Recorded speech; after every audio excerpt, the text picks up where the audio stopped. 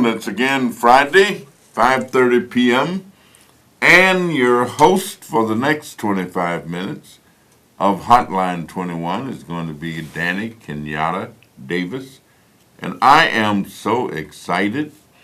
I was just talking with a young lady who was on the show just before this one, and she and my granddaughter were together this week on a college tour, and they also just happened to be roommates.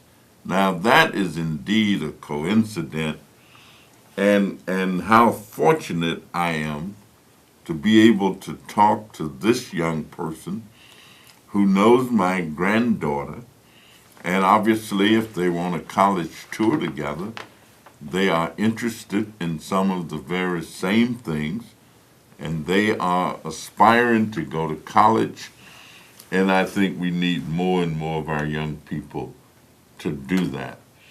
As a matter of fact, I've been feeling good all week. I woke up Monday with a lot of things to do, and I woke up Tuesday with a lot of things to do, Wednesday, Thursday, Friday, and I've still got things to do the rest of the day. As a matter of fact, when I leave here, I am going straight down to the Safer Foundation's annual spring gala. And of course, that's a party where people eat, drink, be merry, and contribute money most of the time to charitable events and activities.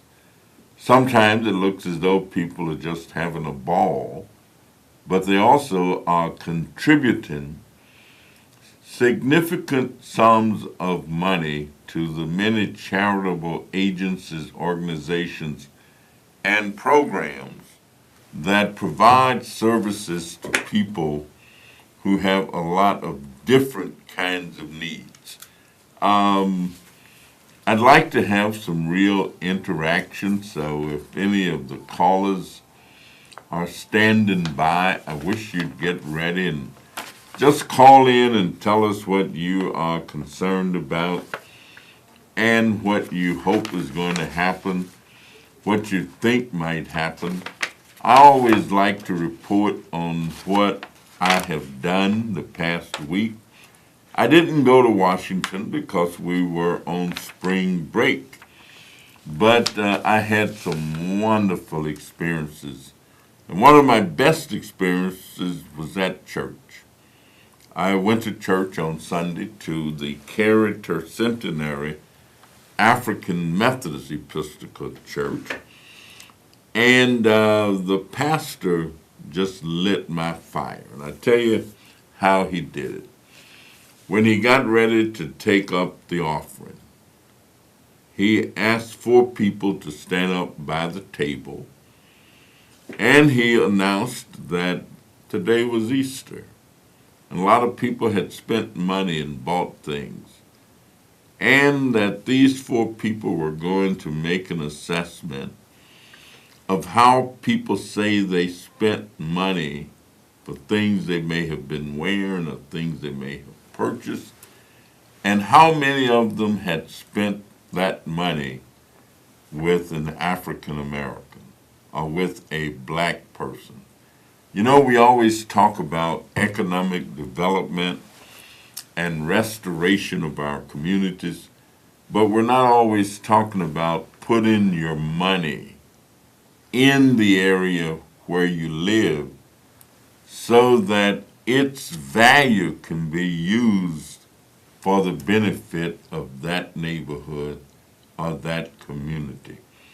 We have TIF funds that are designed to benefit development of business activity and other things that will restore blighted areas. We have special project money, and we have the money that every time you spend money, you also pay taxes. So how do we rebuild the torn down walls? I remember in the scripture it talks about people rebuilding Jerusalem because the people had a mind to work. If they could rebuild Jerusalem, I think we ought to be able to rebuild North Lawndale and East Garfield and the near west side. We ought to be able to make Bronzeville what we want it to be, to make Inglewood become the community of hope and possibility. And so, what we have to do is obviously have a mind to work and we can rebuild. I think I've got a call, and if I do, I want to go right to the phone. Caller, are you there? Yeah, how you doing, Connie Davis? James, I am doing well. How are you? Okay, now I know you probably heard about this, about Bill O'Reilly. I did. Okay, now, the media always tell people to turn the criminals in, right? Yeah. Now, okay, why did they kept that quiet? Okay, Donald Trump came to hit the fence, and they always tell other people to turn criminals in to the police officers. But when the police do something and the media do something, they don't say they don't say nothing. They don't go tell the FBI about that. And about those women when Bill O'Reilly had flirted with, harassed. Well, if the women hadn't said something themselves, I don't think it would have come out. I'm saying, obviously, Fox News knew about it. Fox knew. And O'Reilly knew he wasn't going to come and say, hey, I've been doing this. So let's score one for the people who decided to stand up. Connie David, if it was me, they would have tell myself in. Yeah, and some people do that, but most people kind of wait to get caught.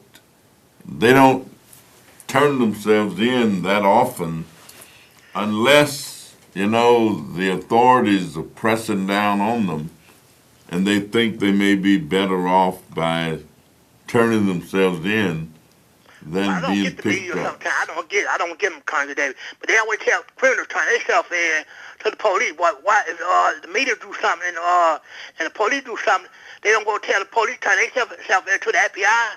I don't get it, Congressman Davis. Well, it's always changing. And people, I don't think there are very many perfect people. But I do think that there are people who want to obey the law and be in contact with societal expectations, and they will do it. Now, since he has a job, I commend what those women did, but they been getting away with a lot of stuff. The media, I don't know what to say no more, Connie Davis. All right. Well, I'm sure that they have been. And some people will continue to do so, but some of them will get caught. They will be found out, and they will be punished. So thank you very much, James. I appreciate your call, and if we've got another caller, we'll go right to them. Well, it looks like that caller may not be with us at the moment, but James makes the point, and it's talking about what's happening. Let me ask you, how do you feel about it? Do you feel that Mr. O'Reilly has been treated fairly and justly, and that Fox did the right thing when they removed him? Okay, go right ahead.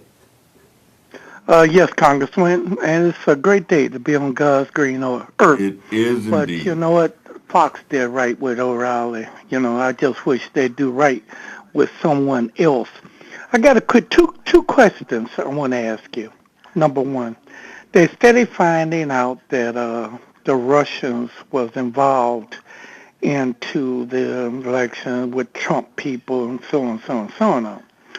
Now, what I want to ask you this. If it's found true, what is the procedure of trying to impeach Donald Duck? That's Well, number one. It seems to Hold on, me hold on. I got another question to ask you. all right. And I want to get out there so I can hear your response.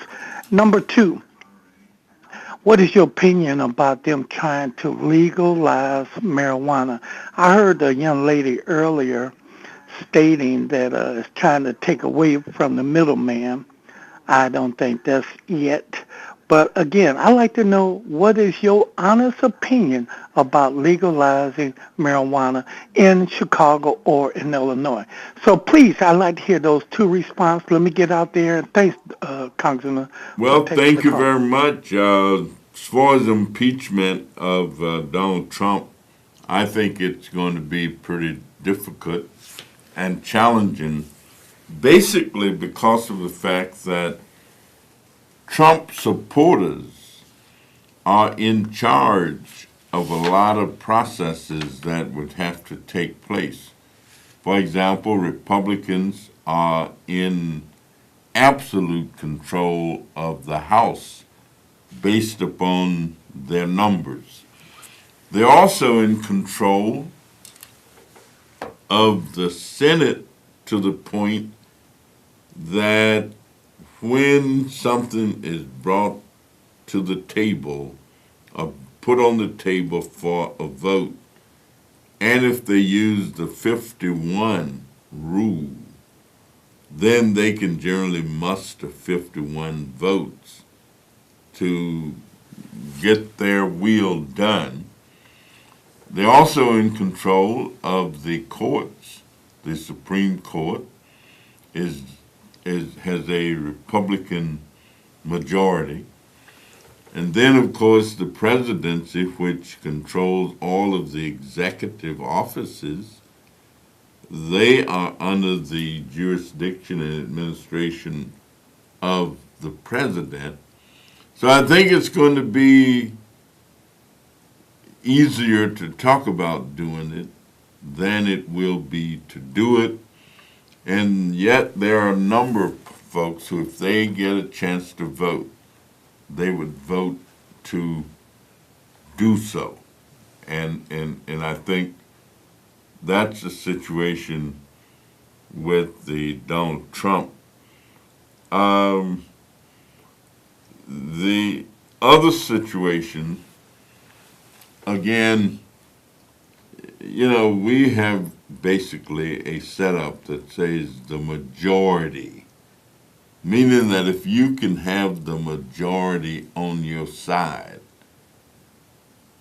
you can often enact the public policies and procedures that you want because the majority is on your side. And so if people really want to be in charge, they have to make sure that they put a majority collective together when it's time to vote or when it's time to decide who will be in the majority in these different places. And if you don't do that, then of course it's like swimming upstream, or it's like climbing up the rough side of the mountain. The labor is generally plentiful, but sometimes the laborers or the workers are few. We will be in a fierce political battle climate, I think, for the next 2 years, and then for the next 2 years after that. We're going to be fight, fight, fight, fight. And unless the general public gets involved enough one way to tilt the scales, oftentimes we will find ourselves at a stalemate. And of course, there's an African proverb that says when elephants fight, the ground gets bruised. And so you can think of the political parties as the elephants, think of the people as the ground. What it really means that during this protracted period, the people are going to hurt and be harmed. If we got somebody else on, that would be great, and we'd go right ahead. If not, let me continue. Every level of government that you look at, especially in Illinois, if we look at the state and national governments, government is seriously challenged. You have a governor who's at odds with the General Assembly, and they're on different sides of the coin. They also have different spectrums of the power. But the reality is, if you can't get an agreement between all components of the government, then you do not have the surety of having passed laws that will benefit or that will even be implemented the way those who made the law were intended that they be. And so we're in for a tough time. There's just no way to cut it.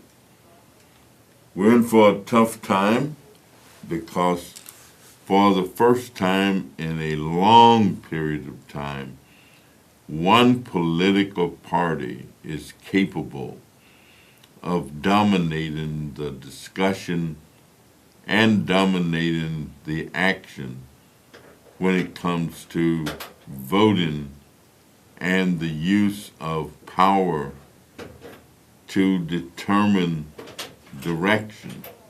That hasn't happened in a long time. It's been a long time since one party controlled the House, controlled the Senate, had the presidency, and always also had control of the also had control of the judiciary, meaning that they had a 5-4 split on the Supreme Court. What can you do? Well, you can always organize. You can also make certain that as many people who think like you as possible are indeed registered to vote. And then you can use whatever voice that you have to share with people continuously what you believe and hope that enough of them are going to believe as you do to help make your thoughts more than thoughts. That will help make your ideas more than ideas, but that will help and make your hopes and aspirations reality. And I don't know any other way to do it. I don't know any other way under our system of law, under our system of governance, and under our system of government. And so sitting around whining and weeping and wailing, that doesn't do a lot of good. You know, I remember one song that we sing, "Soon I'll be done with the troubles of this old world, and I'm going on home to be with the Lord." Well, as long as you live in this old world, you're going to be impacted by the troubles of it. And you're not going to be able to say no more weeping and no more wailing. Some of that is going to go on and on and on. But if you can have enough thought and enough foresight to extract from the earth, extract from the government, extract from your neighbors next door and the block that you live on, the beauty of living and the beauty of life and the joy of being able to change those things that you feel need to be changed. The good sense to know the difference between those and those that you cannot. And then the willingness to go out and work to make real the possibilities that you feel. And you know, if you're involved in doing all of that, you generally will not have time to be remorseful, to be sad, or to do as Ray Charles used to say, drown in my own tears. No, you will be activated, motivated, stimulated, engaged, and involved to the extent that when you go to bed at night, you can't hardly wait for the next day to come. I mean, it's difficult because you want to be in there slugging, in there throwing the fastball, shooting the jump shot, reading the best of what can be read, promoting the best of what can be promoted. And so you wouldn't have time. I just ain't got time to sit around, be around, study things that are non-productive. No, you will be like that light that sitteth on a hill. I was reading the Bible the other day and I came across a piece that said, a light that sitteth on a hill cannot be hidden from view. And so you ought to just let your light shine so that the people you come in contact with can see the good works that you are doing. They can see the boys that you are helping motivate at the Boy Scout meeting. Or you can be the gentleman who makes sure that when they go for their Eagle Scout presentations and so forth, that you're there. Or you can be the person who teach the girls on the block how to bake cookies or how to cook something that needs a special flair, or how to cheer up the person down the street. You know, Dr. King just loved this particular song that says, if I can help somebody as I travel along, if I can steer somebody right who might be traveling wrong, if I can do my duty as the Master taught, if I can bring joy and peace to a world that's fraught, then my living will not be in vain. And I say that you will have been productive and you will have made the difference. You have improved for somebody, even if it's for yourself, the quality of life. It's like saying, I bargained with life for a penny, and life would pay no more. However, I begged at evening time when I counted my scanty store. But I found that life is a just employer. He gives you what you ask. But once you have set the wages, then you must bear the task. I worked for a menial's hire, only to learn dismayed. Whatever price I had asked of life, life would have willingly paid. It would do so for me, and it will do so for you, and I hope to see you next week.